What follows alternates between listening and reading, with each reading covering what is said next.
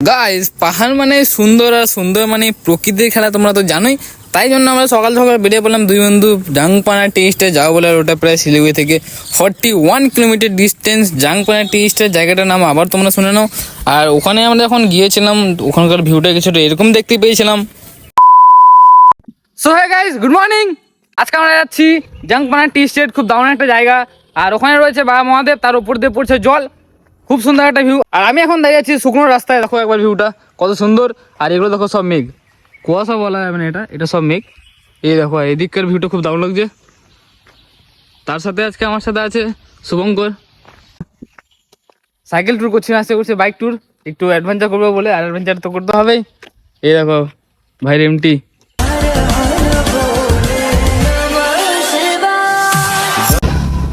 মাত্র 25 কিলোমিটার বেঁচে আছে আমাদের ডেস্টিনেশন। আর এখানকার ভিউটা দেখো, এই দেখো মেঘ, বৃষ্টি পড়ছে ঝিরিঝিরি।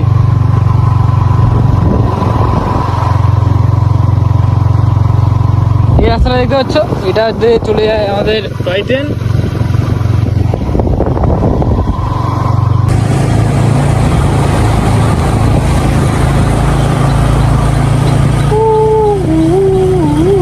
গাইস, ভিউটা জাস্ট ইমাজিন করো, দেখো আমার সামনে কি লাগছে পাহাড়টা দেখো। আর ওই দিকটা হচ্ছে শিলিগুড়ি, দেখাই যাচ্ছে না, দেখো পুরো কুয়াশা ঢাকা, মেঘে ঢাকা, বৃষ্টি পড়ছে বলে। আরে এই দিক দিয়ে টয় ট্রেন রাস্তাটা চলে যায়। এই দেখো গাইস, মেঘ পুরো ভরে গিয়েছে আমাদের সামনে দিয়ে। এই দেখো,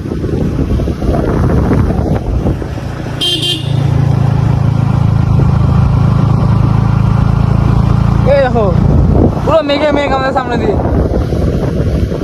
আজকের ভিউটা একটু আলাদাই।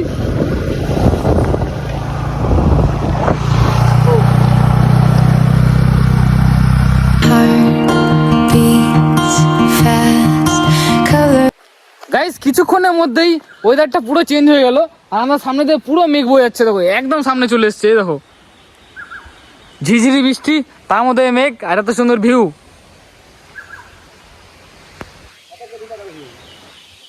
শত কোটি টাকার ভিউ। ওই দিকটা দেখেছো, দেখা যাচ্ছে না ঠিকঠাক, রোডই দেখাচ্ছে না। বৃষ্টিটা আবার জোরে পড়ছে, রেনকোটটা পড়তে হবে হয়তো।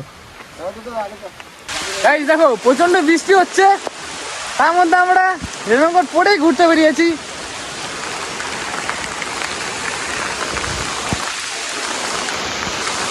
দেখো ওদিকটা কিছুই দেখা যাচ্ছে না। গাইস, আমি এখন এসে পৌঁছলাম তিনধারিয়া পার করে এলাম। আর এসে দেখছি এখানটা খুব ভিউটা খুব সুন্দর একটা ভিউ। এই দেখো, আর তারই সাথে এই ওয়াটারফলটা ভিউটা দেখে না কত সুন্দর লাগছে।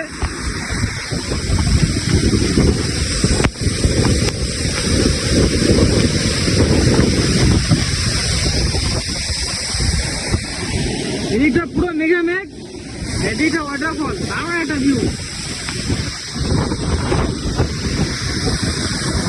গাইস, আমরা জাংপানা টি স্টেট যেখানে যাব, সেই রাস্তাটায় দেখো ধস নেমে গিয়েছে। দেখো ভেঙে পুরো শেষ, দেখেছো? বৃষ্টির দিনে কতটা রিস্ক পাহাড়ের রাস্তা। আর এদিকটা তো কিছুই দেখা যাচ্ছে না, পুরো মেঘে মেঘ। আমাদেরকে এখন অন্য রোড নিতে হবে। এই দেখো অবস্থাটা দেখো একবার কি হয়েছে।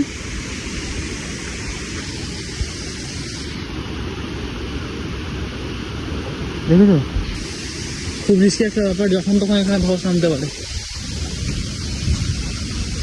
বড় বড় পাথর পড়েছে দেখো।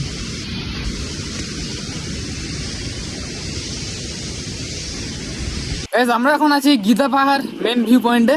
যেহেতু ওই রাস্তাতে ধস নেমেছিল বলে আমাদেরকে অন্য রাস্তা দিয়ে যেতে হবে, যার জন্য আমরা গীতা পাহাড় হয়ে আসলাম। এখন আমরা গীতা পাহাড় মেন ভিউ পয়েন্টের উপরে। আর এই রাস্তাটা দেখতে পাচ্ছ, এদিক দাম থেকে যেতে হবে। দেখো দেখা যাচ্ছে না, এত মেঘ চলে আসছে যে। আর এই রাস্তাটা যাচ্ছে কার্শিয়ং। দেখো এখান থেকে ভিউটা তোমাদের দেখাচ্ছি, যে কিচ্ছু দেখা যাচ্ছে না।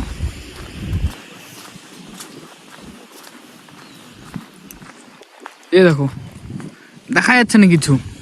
পুরো মেঘে মেঘ। ওখানে শুধু রোপ লাইনটা দেখা যাচ্ছে হালকা পাতলা, দেখো কিছুই দেখা যাচ্ছে না, কেউ নেই, শুধু আমি আর বন্ধু। আর সামনেই নেতাজি সুভাষচন্দ্র বসুর বাড়ি, যেখানে আগে তিনি থাকতেন। ওখানেও ঢুকবো কিছুক্ষণের জন্য, চলো। গাইস আমরা ফাইনালি চলে এসেছি আমাদের সেই মেন ডেস্টিনেশনে, বাবা মহাদেবের কাছে। আর এখানে আমরা বাইকটা ওখানে রেখে এসেছি ওই যে ব্রিজের সামনে। আর আমাদেরকে ওদিক দিয়ে হেঁটে এসে এদিক দিয়ে নিচে নামতে হয়। আর নেমে আমরা এখান থেকে এখন হেঁটে যাচ্ছি।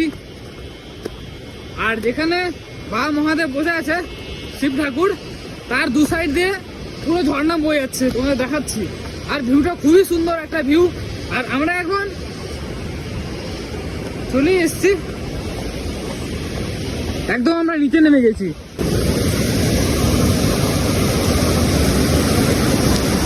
এই যে মহাদেব, হর হর মহাদেব, দেখো বসে আছে, কত সুন্দর লাগছে দেখতে। আমরা এখানে আসার জন্য ভোর 5:30টায় বেরিয়েছিলাম, এখন বাজে 9টা। আমরা এত লেট হয়েছে কারণ ওখানে যে রাস্তায় ধস নেমেছিল আমাদেরকে অনেক দূর থেকে ঘুরে আসতে হয়েছে, গিদ্দে পাহাড় থেকে, যার জন্য আমাদের এতটা লেট হয়েছে। আর এতটা লেট হওয়ার ফলেও এই ভিউটা দেখতে কে না চায়, দেখো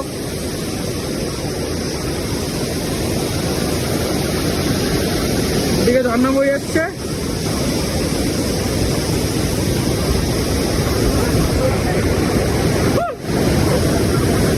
শুধু আমি আর শুভঙ্কর, আর কেউ নেই। হচ্ছে অ্যাডভেঞ্চার। ভাই জল প্রচন্ড ঠান্ডা। भाई साहब कुछ ज्यादा नहीं हो गया ये? মহাদেব বসে আছে সামনে, কত সুন্দর লাগছে। তোমাদেরকে জায়গাটা কেমন লেগেছে তোমরা আমাকে কমেন্ট সেকশনে জানিও। আর এখান থেকে একবার ভিউটা দেখো, রোদ্দুরটা উঠেছে হালকা হালকা। আপনার বাইকটা ওখানে রাখা আছে ওই যে। আমি এখন আছি একটা বড় পাথরের উপরে দাঁড়িয়ে, তার আমার সামনেই এই যে মহাদেব দেখো বসে আছে। আর দু সাইডে ঝর্ণা জল বয়ে যাচ্ছে, দেখো কত সুন্দর পড়ছে। আর তার উপরেই পুরো মেঘ দেখা যাচ্ছে, দেখো খুব সুন্দর একটা ভিউ, দারুণ একটা ভিউ। আর এখান থেকে একবার দেখানো ঠাকুরটা, পুরো স্লিপ, এগুলো পাথর।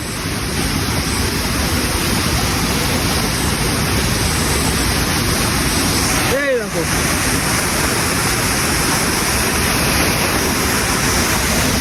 এখান থেকে ঝর্ণা জলটা পুরো পড়ছে, এই দেখো।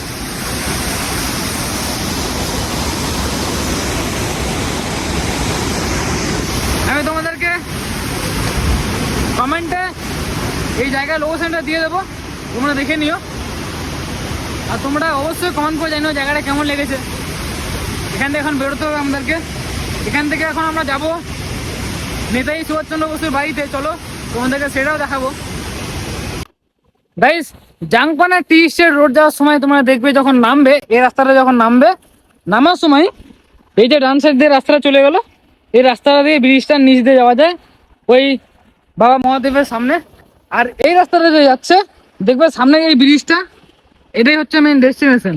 আর এই ব্রিজটা পার করে তোমাদের যেতে হবে না, এই ব্রিজটা পার করলেই তোমরা চলে যাবে সেই জাংপানা টি গার্ডেন, একদম ওপরে। এদিক দিয়ে ঘুরে ওপরে, তোমাদেরকে ওপরে যেতে হবে না, তোমাদেরকে এই ব্রিজের সামনে আসি স্টপ নিতে হবে।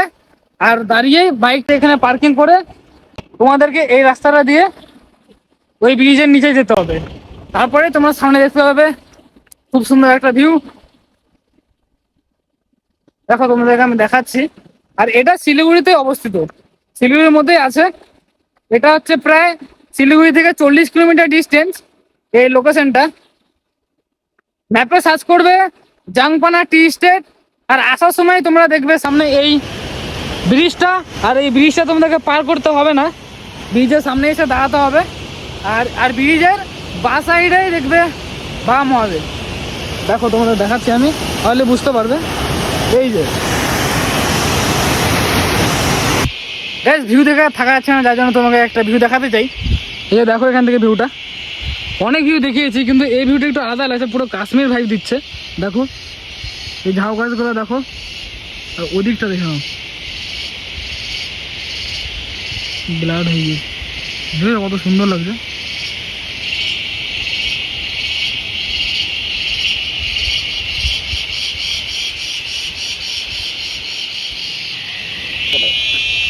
আর ওয়াটারফলটা দেখো, দেখা যাচ্ছে না, হালকা হালকা ও যে ওয়াটারফলটা, ওই ওয়াটারফলটাই ঠিক নেমেছে বাবা মহাদেবের সামনে।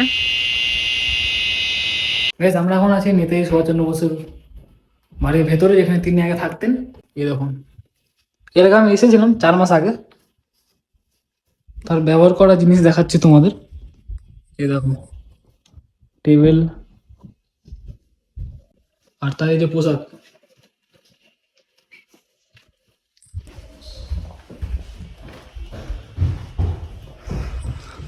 এই দেখো।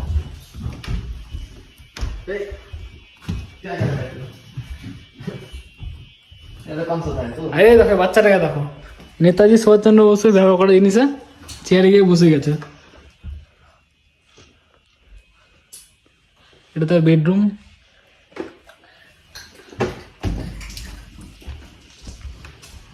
কেউ নেই, আমি আর শুভঙ্কর খালি এসেছি। আর এখান থেকে, এটা ব্যালকনি, এখান থেকে বাইরের ভিউটা দেখো।